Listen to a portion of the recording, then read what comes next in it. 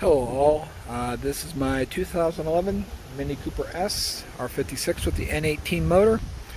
First off, I do want to apologize for the wind and how dirty my car is, but I live in the backwoods of Wyoming where it's always windy and off dirt roads, so my car is always dirty. So let's get started with the modifications on my Mini here. First one, key fob right there, hold down the trunk button,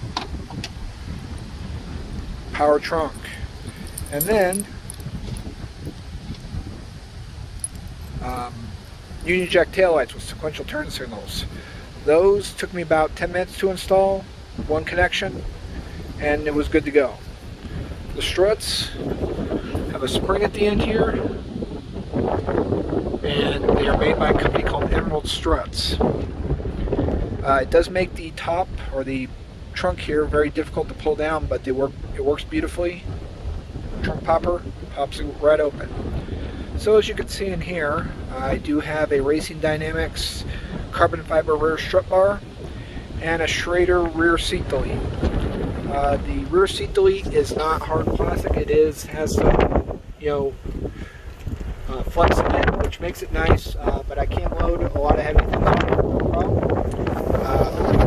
Let's get inside because it is freaking windy out here. I'll show you the couple inside mods, or at least just one.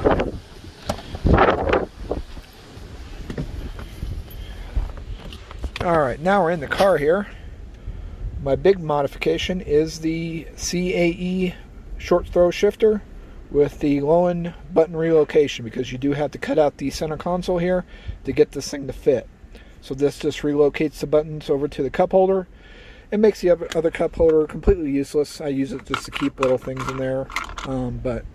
So the cool thing about this is it does have reverse lockout, so you pull up on this and slam it over to where reverse normally is, and then that is reverse.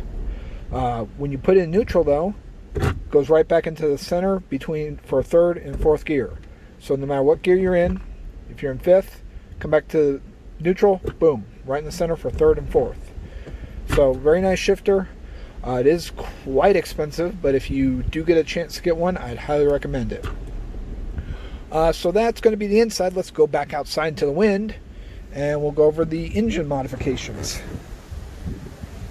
Oh, and I do have a checkerboard mirror caps, just because I think they look cool.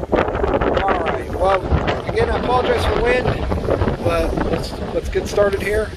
I do run a DDMWorks ram air scoop.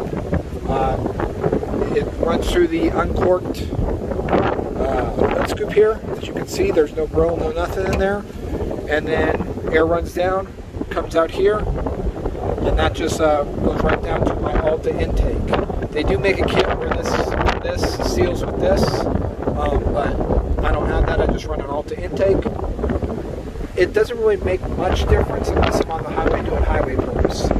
So, you can see down there I do have a Forge intercooler resonator delete pipe, and then I also have a Forge noisemaker delete boost hose. I also am running a Forge diverter valve and running a RPM stage 2 tune in it as well. To run the tune, you do need colder spark plugs, which I'm running NGK 1422s, colder range, gap to 0.024. And then I'm also running a Alta front license plate, tow hook front license plate bracket.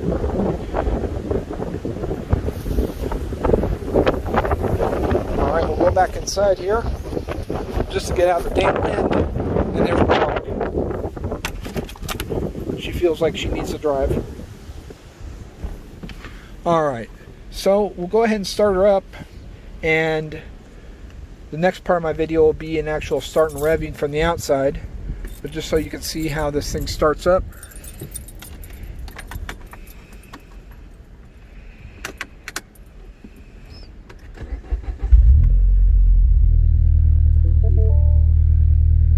Disregard the light bulb light outage. I'm running LEDs in the fog lights and driving lights, so it always comes up. So we'll go ahead and clear that. Go away. Probably come on again in a minute.